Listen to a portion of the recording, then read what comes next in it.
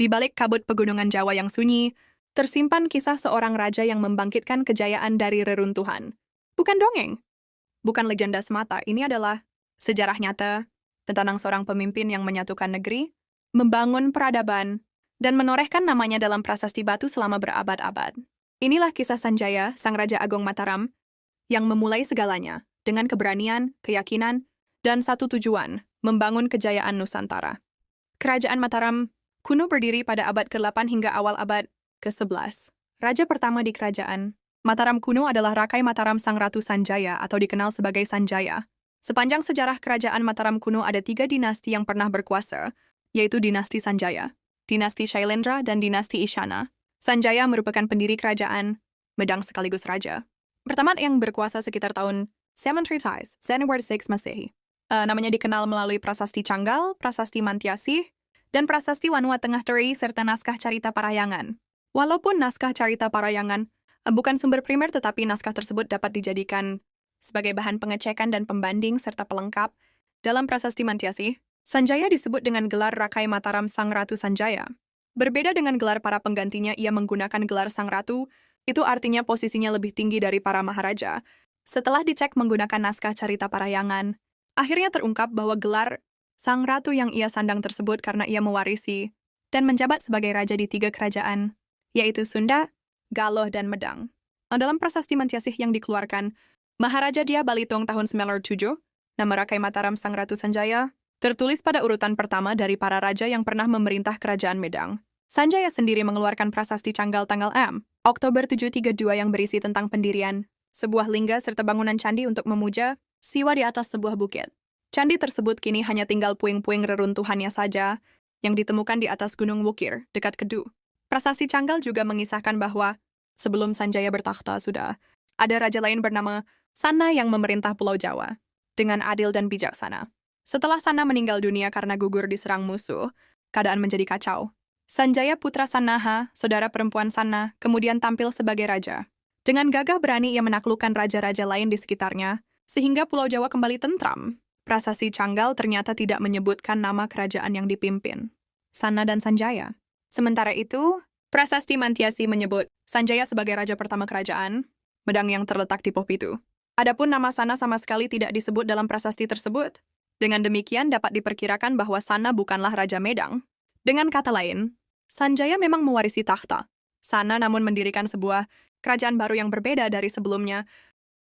Kisah ini mirip dengan kejadian pada akhir abad ke-13, yaitu Raden Wijaya mewarisi takhta Kertanagara Raja terakhir Singasari, tetapi ia mendirikan sebuah kerajaan baru bernama Majapahit. Pada zaman kerajaan Medang terdapat suatu tradisi mencantumkan jabatan lama di samping gelar sebagai maharaja.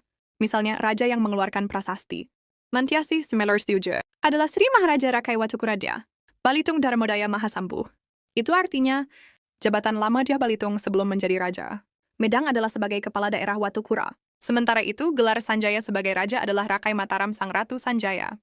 Dapat diperkirakan ketika Sana masih berkuasa, Sanjaya bertindak sebagai kepala daerah Mataram, daerah Yogyakarta sekarang. Disebutkan pula dalam prasasti Mantiasih bahwa Sanjaya adalah raja pertama yang bertakhta di kerajaan Medang yang terletak di Pohpitu, Rahyang Tarumuhun Imedang I Pohpitu. Dengan demikian, Pohpitu adalah ibu kota kerajaan Medang yang dibangun oleh Sanjaya, tetapi di mana letaknya belum bisa dipastikan sampai saat ini.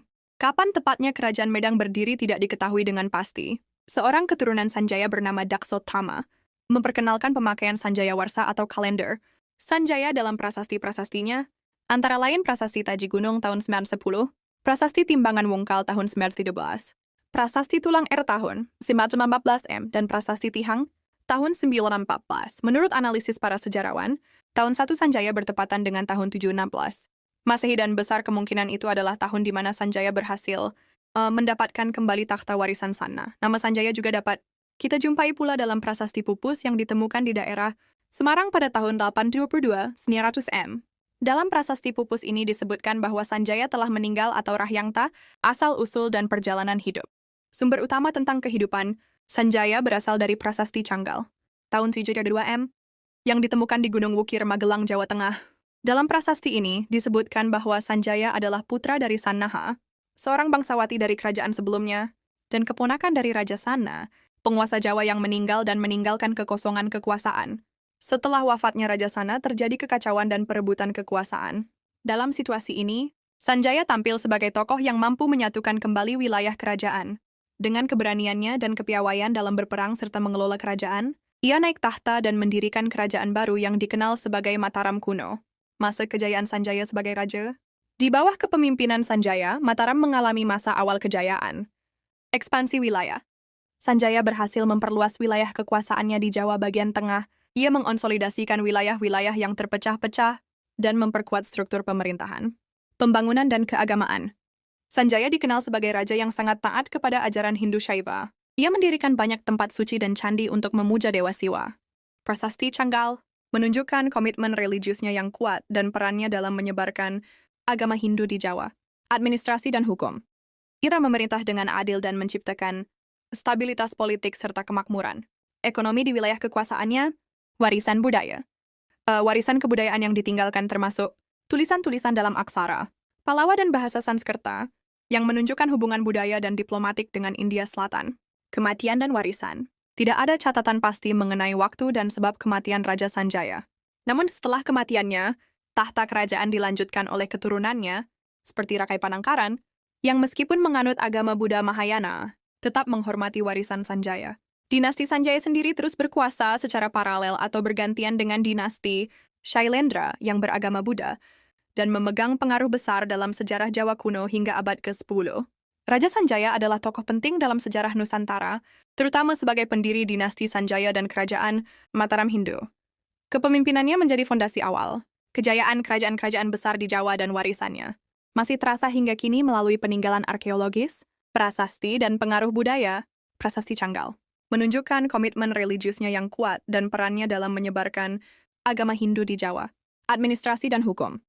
Ia memerintah dengan adil dan menciptakan stabilitas politik serta kemakmuran. Ekonomi di wilayah kekuasaannya, warisan budaya. Warisan kebudayaan yang ditinggalkan termasuk tulisan-tulisan dalam aksara, Palawa dan bahasa Sanskerta, yang menunjukkan hubungan budaya dan diplomatik dengan India Selatan. Kematian dan warisan. Tidak ada catatan pasti mengenai waktu dan sebab kematian Raja Sanjaya. Namun setelah kematiannya, tahta kerajaan dilanjutkan oleh keturunannya, seperti Rakai Panangkaran, yang meskipun menganut agama Buddha Mahayana, tetap menghormati warisan Sanjaya. Dinasti Sanjaya sendiri terus berkuasa secara paralel atau bergantian dengan dinasti Shailendra yang beragama Buddha dan memegang pengaruh besar dalam sejarah Jawa kuno hingga abad ke-10. Raja Sanjaya adalah tokoh penting dalam sejarah Nusantara, terutama sebagai pendiri dinasti Sanjaya dan kerajaan Mataram Hindu. Kepemimpinannya menjadi fondasi awal kejayaan kerajaan-kerajaan besar di Jawa, dan warisannya masih terasa hingga kini melalui peninggalan arkeologis, prasasti, dan pengaruh budaya.